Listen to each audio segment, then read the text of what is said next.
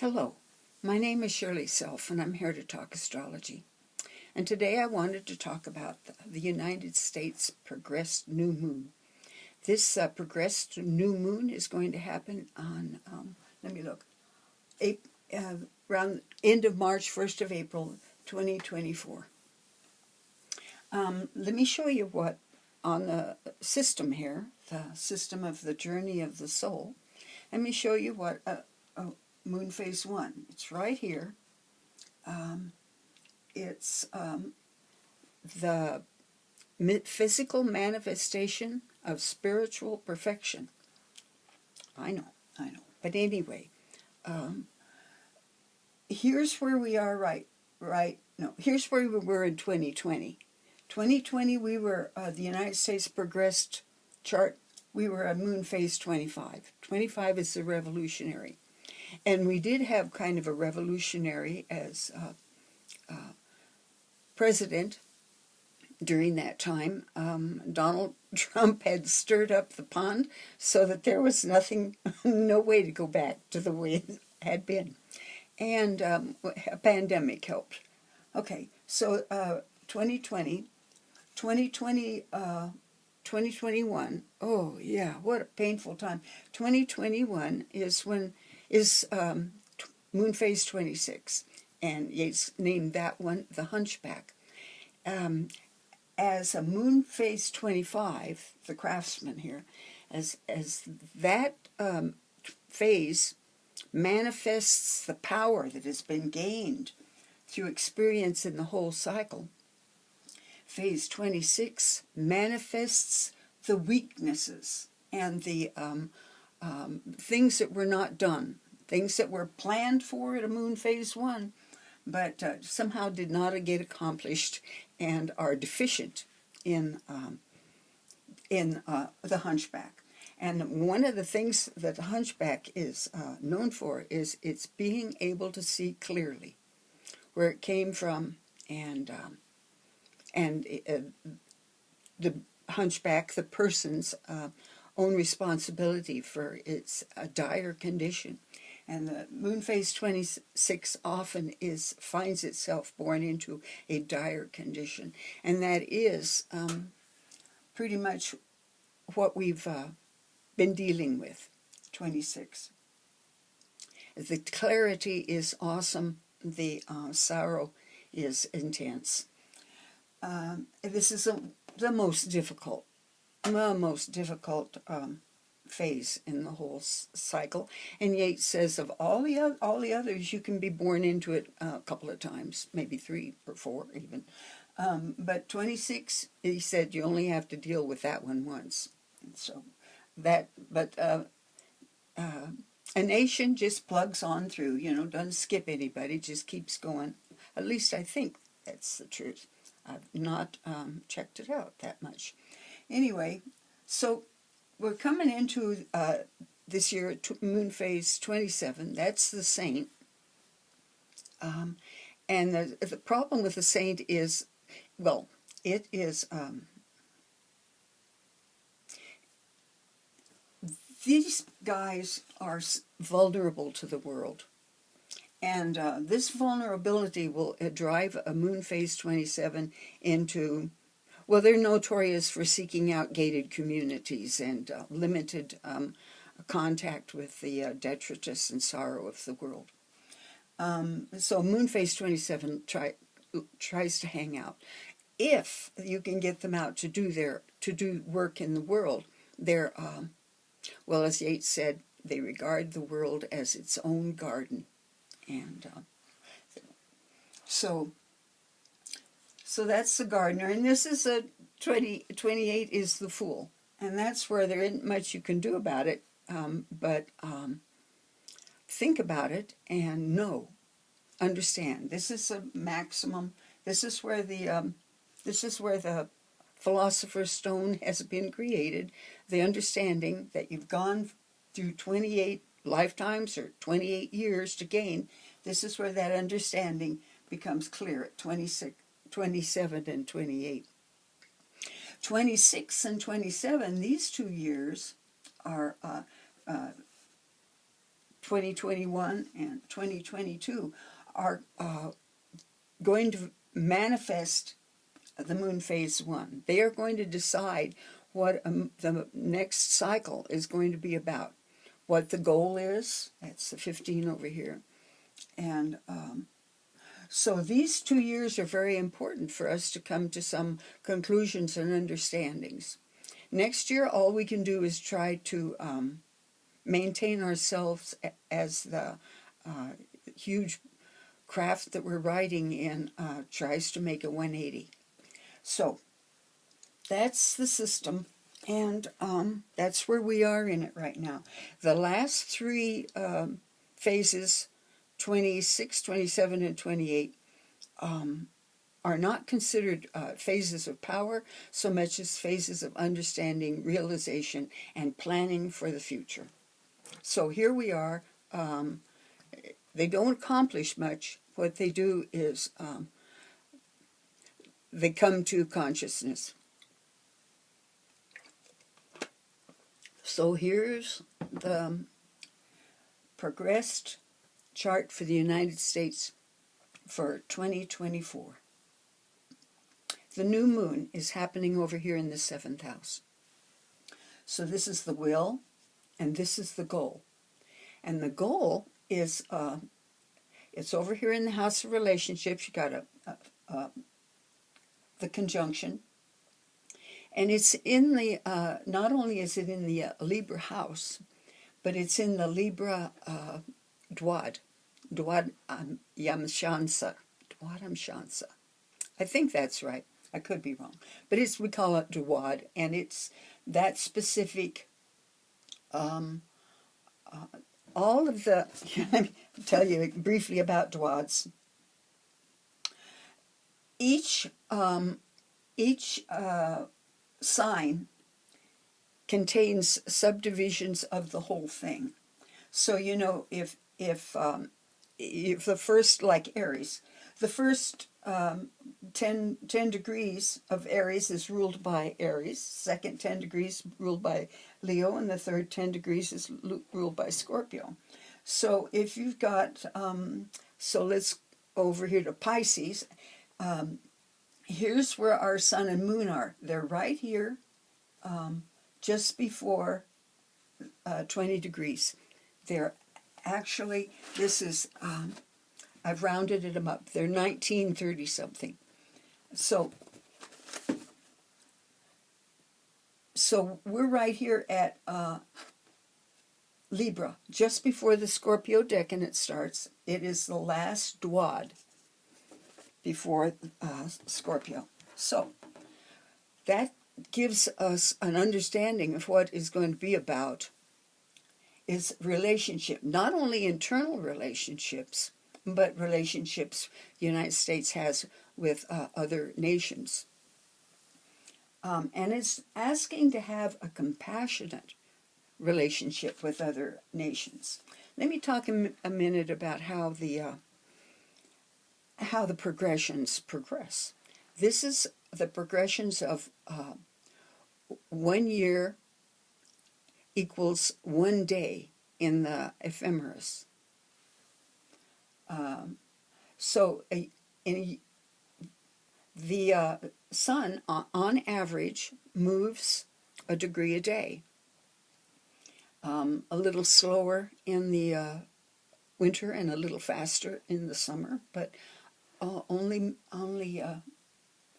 minutes. So you can just kind of analyze where this, for instance, where this sun is going to be in another cycle in 28 years. It's going to be over here conjuncting Chiron in 28 years. That will be an important time, a very important time. It gives a feeling of destiny to have a conjunction with Sun with Chiron. The moon will not be conjunct Chiron. Where it'll be, I have to think about that. So here we are. This is our ascendant. The ascendant moves at the same rate as the sun. You can move it a degree a year. So we've been in Virgo for the last 10 years. And a Virgo ascendant is, it's a virtue you have to learn to be of service. That's the demand.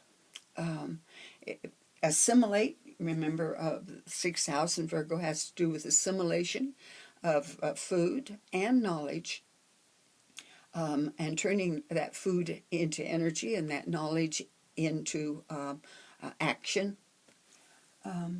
So this has to do with service. We've got our Fortuna there, as you would expect, because the sun and moon are conjunct. And Fortuna is, the relationship of Fortuna to the ascendant is the same as the sun and moon relationship. So, and everything else doesn't move very fast. The Uranus has been up here on the midheaven, on our midheaven, for quite a while. And it hasn't moved very far from its natal position, which is, I think, in the 8th degree. Let me look real quick. Yeah, I think it's the 8th degree. So,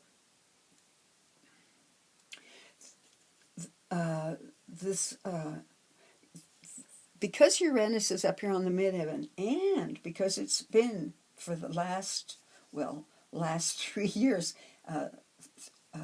3 years ago, it was square the ascendant, exactly square. And that's when we had the Donald in charge. And you can see the chaos that that Gemini Uranus created in the United States. Upset us incredibly. Like I say, stirred up the pond so that you could actually see what had been tossed in there. So that Uranus square the ascendant means that things are changing and they will never go back the way they were. I also look at that Uranus on the midheaven, and considering what's happening with people who are telling the business to take this job and shove it. The people are fed up, and they're not going to be treated like. This is not a feudal society. This is not a enslaved society. It just kind of feels that way. As you don't have a lot of choice in your life. And Uranus in Gemini is about choice. Freedom of choice. Freedom of choice. And and we have this Neptune over here. We have not only Fortuna in Virgo, but we have the Neptunes over here, and we'll be riding over here for a long time. And it's opposite the sun. Coming opposite the sun, and it will be exact in 5 or 6 years as things move in 6 years. As the sun progresses, it will come to progression with the Neptune. And the Neptune, this Neptune, as sad a condition as it is in its detriment here in Virgo. And the United States, as you know, has up in the 9th house has a Neptune in Virgo. And Neptune in Virgo, Virgo is very critical and judges as to whether you are worthy of their help or not. And Neptune, so you've got all your compassionate urges have to go through this filter of, I don't think you deserve me to help you. And so that's going to be an issue. That's going to be an issue, especially as the sun approaches Chiron. That moon will hit Chiron before the sun does. And so we're going to be dealing with Chiron. I added it in, and I've made it part of this T-square, even though it's not really legit doing that. It's a asteroid. It's not a planet. So I think the asteroids carry information more than power. So we've got this Chiron, and our natal Chiron, is down here in the 4th house in Aries. In Aries at 20 degrees, and it's interesting that this Pisces is also in sun is also in 20 degrees, having to deal with the truly rough and inhumane way that Europe overwhelmed this continent, took over and eliminated as best they could. I say they're my ancestors, the indigenous population. And that we have to deal with. This is up here in that 8th house. This is reparations. This is a credible debt that we owe. And this Neptune, which has been up here all the time, is just sort of, well, that our Neptune, the natal Neptune of the United States, is intercepted. And that gives you, it makes it so much easier to just deny the things you'd rather not look at. So much easier. And so we've got the Neptune here is opposite this sun. And so there's going to be issues of, well, who's worthy, what's worthy.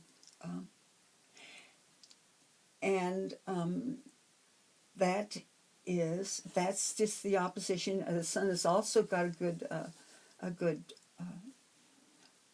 trine there to Jupiter, and that's a good thing.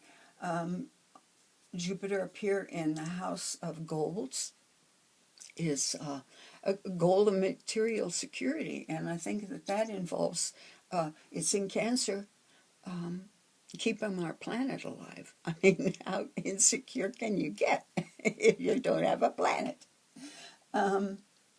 So, what else do I want to say? Okay.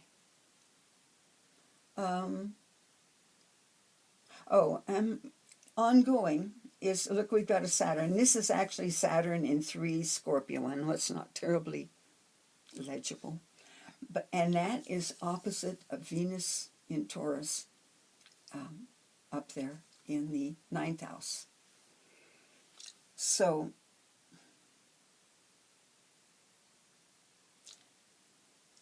the Saturn is on the Pisces side, the back side of this cusp.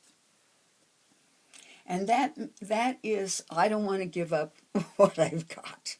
And that is thinking of how much power do I have that I can hang on to what I've got. And so that's that fight over money that we're having now and will continue. You look here at the Pluto, and that Pluto is square this Saturn and square this Venus. It's an out of sign, but it's still considered conjunct our natal Pluto, and this South Node is conjunct our natal Pluto. That means the plutocrats, those people who have the power, do not want to give it up. You've got the plutocrats here in the 5th house of, I got a bunch of money and I'm going to play with it, by God. And they are. And they are. What else did I want to tell you? So, anyway, this here in the 2nd house is not enough money. And that's bizarre to think of, not enough money. Because we haven't backed our money with any substance since, when? It's been a long time. Maybe Nixon, I don't know. Could have been Truman. I don't remember. It's been a long time since our money has been anything but what they call fiat, fake. And it runs on faith. Faith. You don't have any faith, you know. So, there's no end to our money because we just invent it. It's all run on faith. So what else I want to have to tell you? Oh, okay. So this is a new moon. New moons tend to be rather benevolent for the United States, and that makes sense because new moons are really low energy times. They're times of, well, a new will is born at the new moon, a new will to do, to be. And that will has to go sort of get settled into being in physical, embodied in the, having to deal with the physical world. Because what has been gone on before has been dealing with the spiritual world of, beliefs. And I really do think that's why religion has been such a difficult thing throughout these last very difficult years, is because this has to do with fire. This is our fire quarter. This is the earth quarter. So what we're going to have to do is deal with physical reality here. The earth is dying. Opposite in your chart, in any chart, opposite the sun is the earth. So that's earth. Our earth is over here at 20 degrees, conjunct Neptune, and in Neptune in Virgo, retrograde, which further deteriorates an already not very healthy Neptune. And so you can see here, that's a major thing that we need to deal with, that. And the reality of the poor in our world. So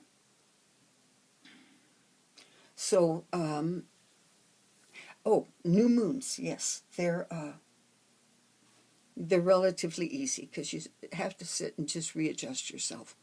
The 2025 is when it will be a moon phase 2, and that's when that energy is dumped in. The energy of the Demogorgon is given to the Mars, and that takes off. It just takes off. It's high energy. So progressed new moons aren't bad. Full moons, when full moons are hard on us. So in 14 years, we're going to have a 14 years for, okay, that would be 2038. Let me talk to you about some of the things that have happened at full moons. Okay, full moon, progressed full moon. In 1831, that was the Nat Turner Revolt in the South. And the black people paid for that one in spades. A progressed full moon at the start of the Civil War. And what's interesting is at the start of the Civil War, the firing on Fort Sumter happened at, Neptune was at 29 Pisces, 29 degrees. So as the war opened, Neptune slipped into Aries. Yikes. So, and we had a progressed full moon of Prohibition, and progressed full moon when we elected Ronald Reagan. A progressed full moon at the savings and loan scandal. So progressed full moons are kind of hard on us. You know, the full moon is a time of realization of, I could have been, I could have done, but no, this is me now. And so that's why people kind of go nuts, because denial is difficult at the full moon. So that's the new moon, and it. One of the nice things about it, let me see if I can find that quote from